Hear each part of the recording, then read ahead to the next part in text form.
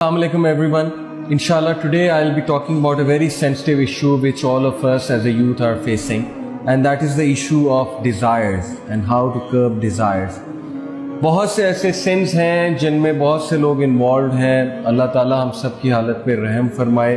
अल्लाह ताला को वो सीक्रेट सिंस पता है. अल्लाह ताला उन पे ऐप भी डाले रखे, पर्दा भी डाले रखे. लेकिन इट इज़ ट्रू कि बहुत से लोग उन चीज़ों में इन्वॉल्व हो चुके हैं और they are not able to find a way out, जिसकी वजह से उनकी एनर्जी भी डाउन है और उनका मोराल भी डाउन है, मोटिवेशन भी डाउन है, क्योंकि ऑब्वियसली सेंस जो है वो सोल को वीक बनाती है, स्ट्रॉन्ग नहीं बनाती. पहली बात देखिए, पहली चीज़ तो ये है कि I truly understand that sometimes it becomes really hard to resist all this stuff, especially provided कि whatever we are seeing around us is full of all the opportunities to delve deep into these things, such as billboards, TV series, movies, internet पे one click पे सब कुछ है. So I totally understand that at times it becomes really hard to resist.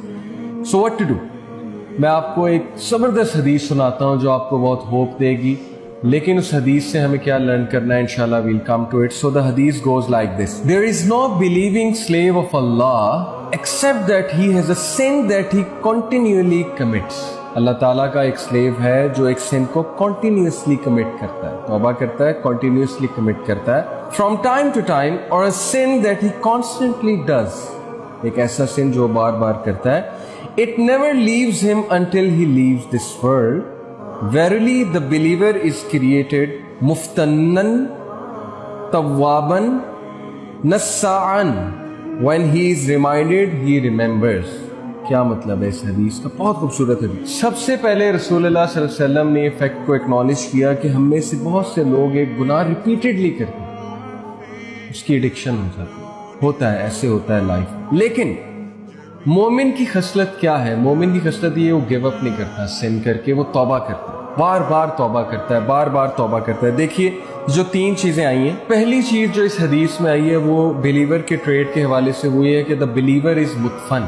This means कि he will be tried and tested through severe tribulations.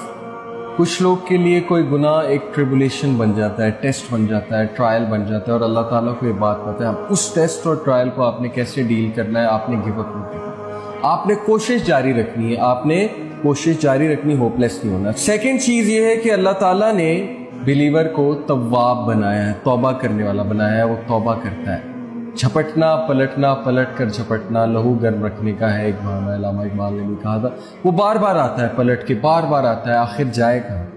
उससे गुनाह होता है, वो अल्लाह ताला के आगे सजदा रेज होता है. लेकिन आपने ये करना है, आपने कभी भी गुनाह से इतना मायूस नहीं होना कि आप अल्लाह ताला से बात ही ना करें, आप अल्लाह ताला से दूर हो जाए और आप ये समझने लगे कि अल्लाह सुब्हानहू व तआला मुझसे नफरत करते हैं. ये भी नहीं करना, क्योंकि शैतान का बहुत बड़ा हथियार है feeling of being forsaken from almighty अल्लाह. Believe you me, this is one of the poisonous arrows of Satan.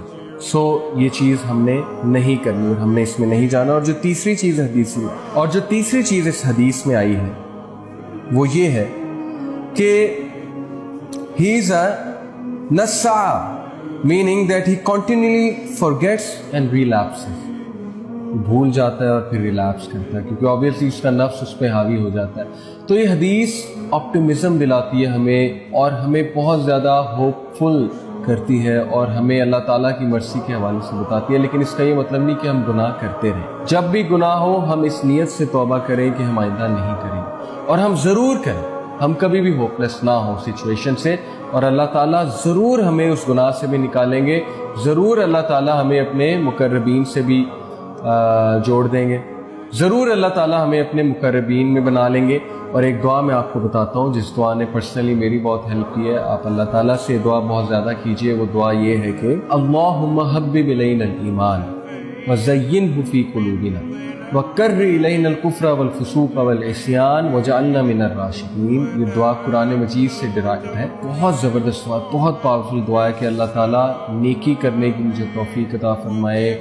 मेरे सीने में, मेरे दिल में मुज़य्यन कर दीजिए नेकी को, और गुनाह से कराहत और कुफर से और आप अपनी नाफरमानी से मुझे कराहत जो है वो फील कराइए, और मुझे राशिदीन में से कर लीजिए. آپ ضرور یہ دعا زیادہ سے زیادہ پڑھا کیجیے اور تقوی کے حوالے سے بھی دعا کیجیے، کیونکہ مجھے پتہ ہے یوتھ کا ایک بہت بڑا ایشو ہے، اسپیشلی جن کی شادیاں نہیں ہو رہی ان کے لیے بہت مشکل ہے۔ اللہ تعالیٰ آپ کی مدد فرمائے، اللہ تعالیٰ آپ کی بہت مدد فرمائے اس مشکل وقت میں۔